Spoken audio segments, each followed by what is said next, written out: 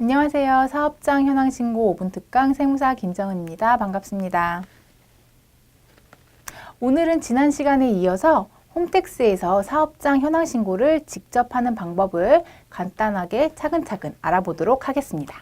자, 지난 시간에 이어서 보면요. 사업장 현황 신고 제일 마지막에 학원 사업자 수익 금액 검토표 작성하기가 있었습니다.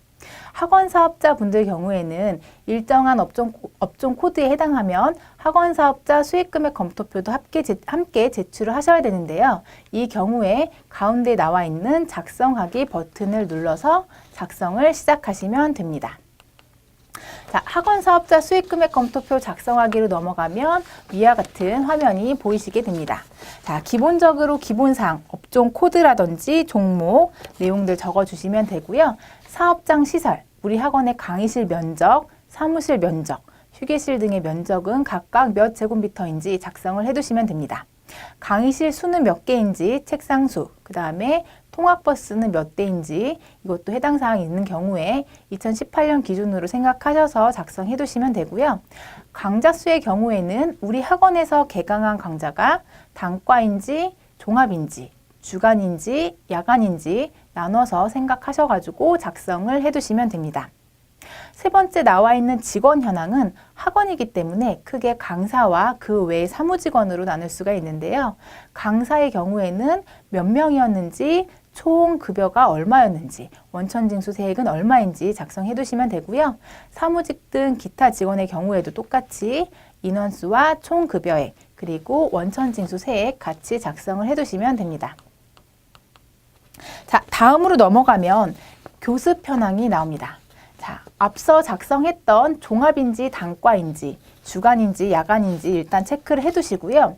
과목명을 선택하신 다음에 개강 횟수와 정원 그리고 수강 인원, 그 다음에 수강 단가를 작성을 하시면 총 수강료가 계산이 되게 됩니다. 즉 수강 인원과 수강 단가를 곱해서 총 수강료가 작성이 되는 건데요.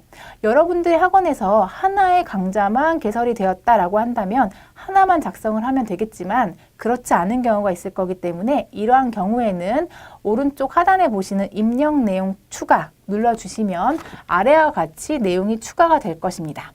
이렇게 해서 우리 학원에서 강좌가 5개가 있었다라고 한다면 5개의 강좌를 각각 입력하시고 입력 내용 추가하셔야 되고요. 이렇게 해서 총 5가지의 수강료의 합계가 우리가 앞서 작성한 총 수강료 금액과 일치를 해야 됩니다. 그래서 학원 사업자 수익금액 검토표 작성할 때 말씀드렸던 것처럼 여기서 오차가 좀 발생하는 경우에 신고서 완료가 안 될 수 있기 때문에 여기서 단가라든지 인원을 조금 조정하시는 그 방법을 쓰셔야 될 경우가 있습니다. 그런 경우에 참고를 해주시기 바랍니다. 자, 그 다음으로는 총 수익금액 명세입니다. 총 수익금액은 3억이면 3억, 4억이면 4억 확정은 되었는데 이러한 수익금액이 어떻게 구성이 되었느냐라는 내역을 작성을 해두시는 건데요. 기본적으로 수강료가 가장 많겠죠. 수강료와 특강비, 입학금, 교재비, 모의고사비 등으로 나눠서 작성을 해두시면 됩니다. 그 아래 보이시는 게 이제 주요 경비에 대한 내역도 이렇게 구분을 해두셔야 되는데요. 학원이기 때문에 교재 관련돼서 비용들이 있을 수 있습니다. 교재를 내가 제작했다라고 한다면 교재를 제작한 인쇄비라든지 그 다음에 구입했다면 구입비용이 혹시 있었다라고 한다면 구입비용 작성을 해두셔야 되고요. 학원 광고를 했다, 광고 선전비 작성을 해두시는 겁니다. 사업장이 자가가 아니라 타가였다, 즉 내가 임차해서 사용했다라고 한다면 보증금과 월 임차료 작성을 해두시는 거고요. 월 임차료가 100만 원이었는데 나는 작년에 6개월 동안 개원을 해서 운영을 했다라고 한다면 연간 임차료는 600만 원이 되겠죠? 이렇게 내가 운영한 월수를 곱해서 연간 임차료도 작성을 해두시면 됩니다.